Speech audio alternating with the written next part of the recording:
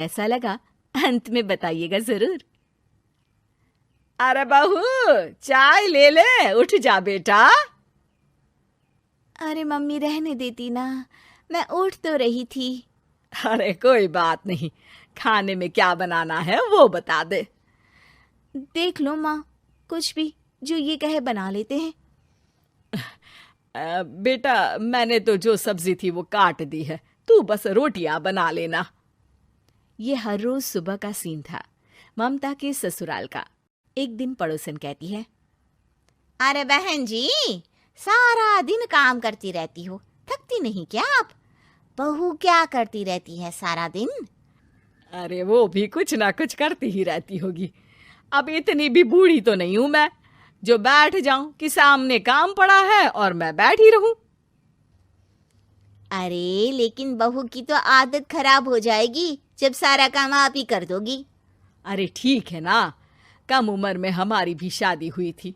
अब आजकल के पढ़ने लिखने वाले बच्चों को सारी जिम्मेदारी लेने में भी तो वक्त लगता है। बहू है तो क्या हुआ, मेरी बेटी की उम्र की ही है ना। एक उसे भी देख लो, चाय बनाने के सिवा आता ही क्या है। ममता से सारी बात करती है। हाँ, मम्मी जी ही ज्यादा काम करती हैं, इसमें कोई दो राय नहीं है। लेकिन मैं भी क्या करूं, ऑफिस और घर के बीच जो वक्त मिलता है उसी में काम कर लेते हैं, है ना। दिन बीत रहे थे।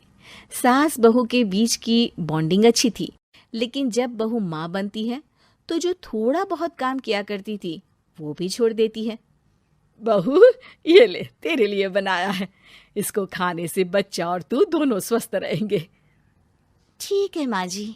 माँ जी, वो बच्चे के लिए गद्दे जो सूख रहे हैं ना छत पर, जरा ले आइए ना। तभी वहां पति आ जाता है। अरे माँ रुको, मैं ले आता हूँ, तुम मेरा खाना लगा दो। माँ किचन में चली जाती है। पता है, बगल वाली डॉली है ना, वो लोग हमारी साइड के हैं। उसकी सास ने तो उसकी हड्डियों को मजबूत करने वाले लड्डू बनाए हैं।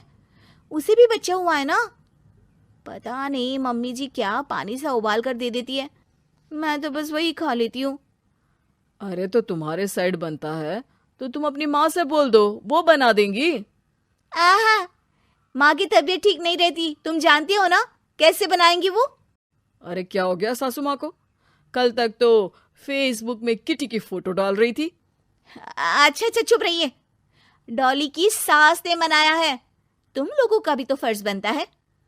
तभी वहां सास आ जाती है। ये ले बहू, गर्म पानी की बोतल, गर्म पानी पीने से पेट अंदर हो जाएगा। नहीं नहीं माँ जी, गर्म पानी पीने से प्यास नहीं बुझती। अरे पी लेना बेटा। वो बगल वाली डॉली को तो जानती है ना, जो तुम लोगों के साइड की है। तेरे साथ ही उसका भी बच्चा हुआ था। बेचारे का कोई ख्याल रखने वाला नहीं, सारा काम करती है और रात में बस एक लड्डू खाकर सो जाती है। पेट तो लटक ही गया है और बच्चा तो कितना कमजोर सा है उसका। अच्छा माँ, क्या बात है, डॉली की ये हाल है? क्यों मैडम, क्या कहना है आपका? अब पता है मुझे, किसी के पास मेरी सास की तरह सास थोड़ी ना है। नहीं नहीं बेटा, ऐसा नहीं है। मेरे लिए तो तुम सभी मेरे बच्चे जैसे ही हो। ममता को समझ में नहीं आता कि वो सास में कैसे कोई बुराई निकाले, क्योंकि हर कोई उससे उसकी सास की तारीफ ही किया करता था। एक रोज ममता के घर उसकी ननद आती है। अरे भाभी, मुन्नी को तो 6 महीने हो गए, आप अभी भी बेड पर हो। आ गई है आप? कैसी हैं बुआ? बच्चा होने के 6 महीने बाद आई हैं आप? भाभी, अमेरिका दूर है ना तो वक्त लग जाता है। अब इनकी छुट्टी अभी थी तो सभी आ गए। वैसे माँ कहाँ है? थकी हारी सास बेटी को देखकर खुश हो जाती है। माँ, इस बार तेरा वीजा तैयार है, मेरे साथ चलने को तैयार रहना। हाँ हाँ बेटा, मैं तैयार हूँ। अरे ऐसे कैसे माँ, मैं कैसे मैनेज करूंगी? कैसे मतलब? जैसे मैंने किया अमेरिका में, आप इंडिया में कर लेना। वैसे आपका तो मायका भी पास ही में है ना। हाँ वो तो है, लेकिन वहाँ माँ के पास वक्त नहीं होता। ईश्वर भक्ति में उनका सारा समय चला जाता है। भाभी, बेटी परेशान हो तो माँ का ध्यान आरती में कैसे लग सकता है? समझ में ही नहीं आता। वैसे भी अब माँ को मैं अपने साथ ले जा रही हूँ। माँ को विदेश घूमने का शौक है ना। ममता मन मारकर चुप हो जाती है, लेकिन मन ही मन सोचती है कि वो कैसे सारा काम मैनेज करेगी। पति का खाना, नाश्ता, मुन्ने को नहलाना, धुलाना, फिर रात भर इसके लिए दूध तैयार करना। माँ तो सारा काम करती थी। हे भगवान, ना भाई ना। क्या हुआ भाभी? क्या सोचकर ना भी ना कर रही हो? अरे कुछ नहीं, बस बच्चे के बाद से ही कमजोरी ज्यादा हो गई है ना, तो अचानक से बड़बड़ाने लगती हूँ मैं। अगले दिन ममता अपनी माँ को फोन करती है। राधे राधे। माँ मैं क्या करूँ, मेरी सास तो अमेरिका जा रही है बेटी के पास। अब घर का सारा काम, बच्चा, सब कैसे मैनेज करूँगी। तू आ जाना माँ कुछ महीनों के लिए मेरे पास। अरे ना ना ममता, मेरे बस की बात नहीं है काम धाम। अरे तू तो जानती है ना, मैंने तो तेरे भाई की शादी भी गरीब गांव की लड़की से इसीलिए ही की थी कि वो चुपचाप घर का सारा काम करे। वैसे भी अब तो आदत भी नहीं रही मेरी काम करने की। ममता को माँ पर बहुत गुस्सा आता है। ठीक है माँ, देख लूंगी मैं, लेकिन मेरी मुसीबत के वक्त आप मेरा साथ नहीं दे रही है, अब भूल जाना मुझे। ममता गुस्से में आकर फोन रख देती है और रोने लगती है, लेकिन बेचारी करे भी तो क्या। अब सास और ननद दोनों घर का काम करते, नेहा आराम करती, लेकिन अब आराम में भी उसे चिंता रहती। और फिर वो दिन भी आ जाता है जब ननद का जाने का वक्त आ जाता है। भाभी मैं जा रही हूँ, अपना और मुन्ने का ख्याल रखना। ममता सास को देखती है और गले लगकर रोने लगती है। माँ जल्दी आ जाना। सास मुस्कुराकर कहती है, कहाँ से ममता, मैं कहीं नहीं जा रही। मैंने देखा कि मेरे जाने की बात से ही तू परेशान हो गई थी, इसीलिए मैंने अपना जाना कैंसिल कर दिया है। तू चिंता ना कर, मैं तेरे साथ ही रहूंगी। ममता को अपनी माँ की बात याद आती है कि कैसे उसके कहने पर भी ममता की परेशानी को समझने की बजाय उसने मना कर दिया, जबकि सास ने बिना कुछ कहे बहू की समस्या पढ़ ली। हाँ माँ, हम सब साथ चलेंगे बाद में दीदी के घर अमेरिका। आज से आप रानी बनकर रहना और मुन्ने को देखना। मैं समझ चुकी हूँ कि मेरा फर्ज क्या है। सास बनने जा रही लक्ष्मी को उसके रिश्तेदारों ने अच्छे से समझा दिया था। दीदी देखो, सास बनना आसान नहीं है। कहने को बहू आ जाती है, लेकिन सारे घर में हक ऐसे कर लेगी जैसे तुमने तो इतने साल से घर के लिए कुछ किया ही ना हो। और नहीं तो क्या, मेरी वाली ने तो घर का नक्शा ही चेंज करवा दिया था।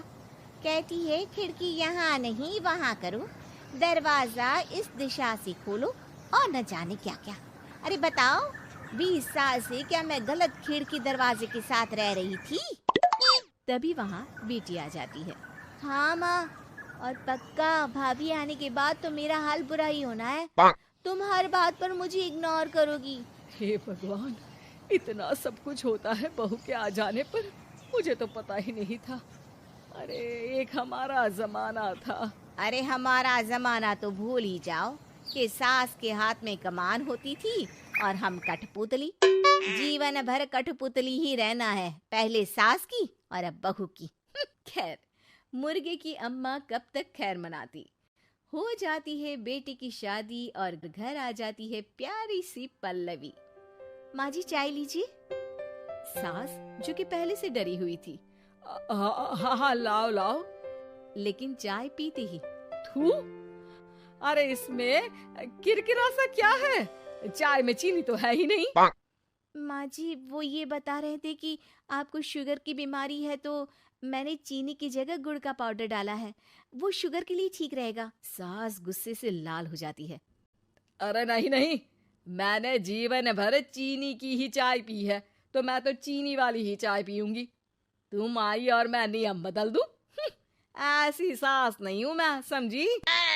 पल्लवी को समझ में नहीं आता कि सास को हो क्या गया है। अरे माँ जी हुआ क्या है, आप तो भड़क गई। तभी वहाँ ननद आ जाती है। तो आप काम ही ऐसा कर रही हैं ना भाभी? अरे भाई मैंने क्या किया, शुगर के पेशेंट को चीनी नहीं पीनी चाहिए, तो मैंने चाय में चीनी नहीं डाली। इसमें मुझे तो नहीं लगता कि मैंने कुछ गलत किया। भाभी, पहली बात ये कि जबान चलाने की जरूरत नहीं है, क्योंकि हम लोगों को भी बोलना आता है। बाकी आपका क्या मतलब है कि हम लोग माँ का ख्याल नहीं रखते हैं? आपको ही सारी साइंस की नॉलेज है। पल्लवी समझ जाती है कि इन लोगों के दिमाग में बहू को लेकर धारणा गलत ही है, इसलिए वो बिना कुछ बोले वहां से चली जाती है। थोड़े दिनों बाद जब पल्लवी ड्राइंग रूम के पर्दे बदल रही थी, पंछी बन उड़ती फिरूं मस्त गगन में, आज मैं आजाद हूँ दुनिया के चमन में। वाह जी वाह, आजाद होना तो अच्छी बात है, लेकिन हम लोग भी गुलाम नहीं है। ये पर्दे किससे पूछकर बदले जा रहे हैं, जरा बताओगी? अरे सासू माँ, जब से आई हूँ सोच रही थी कि पर्दे ठीक नहीं है। पता है, पर्दे इतने हल्के हैं कि दिन में बाहर से पूरा घर दिखता है। लोग झांकते हुए रास्ते से निकलते हैं, ये मुझे अच्छा नहीं लगता है। अरे वाह जी वाह, 5 साल से तो ये पर्दा लगा है, तब तो लोगों ने झांका नहीं। आज तुम आई हो तो लोग घर में झांकने लग गए, क्यों? अरे भाभी, आपको ये तो नहीं लगता कि आप हीरोइन जैसी दिखती हो, या इतनी सुंदर हो कि लोग आपको झांक झांक कर देखते रहें? मैं भी रहती हूँ इस घर में, लेकिन मजाल है। पल्लवी सर पर हाथ रख लेती है, पर्दे लगाकर पुराने पर्दों को हटा देती है और निकल जाती है। देखा माँ, इसे कहते हैं मनमर्जी। आपने मना किया, फिर भी भाभी ने पर्दे हटा ही दिए। ठीक है बेटा, शुक्र करना पर्दे ही हटाए हैं। अरे कहीं किसी दिन ये हमें ही ना हटा दे। ऐसे कैसे हटा देंगी? हम क्या पर्दे हैं? दिन बीतते हैं और एक दिन सास और ननद वॉक पर निकली होती है कि पड़ोसन। क्या बात है, आजकल तो आप लोगों की कोई खोज खबर ही नहीं है। तरस गए हम लोग तो। अरे नहीं नहीं, बस घर पर ही रहते हैं पहले जैसे। पहले भी तो इतनी ही खोज खबर थी ना। अरे नहीं नहीं, पहले की बात और थी। और बताओ बेटा, बॉयफ्रेंड से चक्कर चल रहा है कि खत्म हो गया? पहले तो पर्दे से दिख जाता था कैसे तुम सारा दिन टेलीफोन पर लगी रहती थी, कभी शर्माती कभी रोती। अब तो पर्दे भी मोटे लगा लिए तो कुछ ठीक से दिखाई भी नहीं देता। हाँ? नहीं, मतलब